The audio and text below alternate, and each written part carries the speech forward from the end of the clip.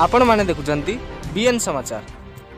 BN समाचार आरंभ करछि ताहार अभिनव प्रयास। कटक जिला नरसिंहपुर अंचल में बीएन समाचार तरफ कोरोना सचेतनता अभियान आरंभ हो जाइछि।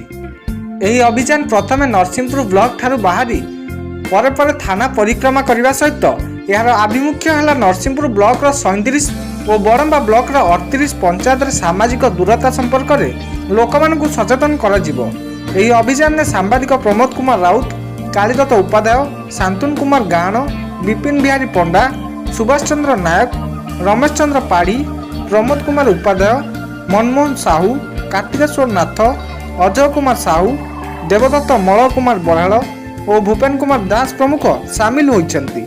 स्थानीय बुद्धिजीवी महल में यह प्रशंसा करा जाइछि। Narasinghpur bureau report bnsamacar.com। आपण माने देखुचंती बीएन समाचार।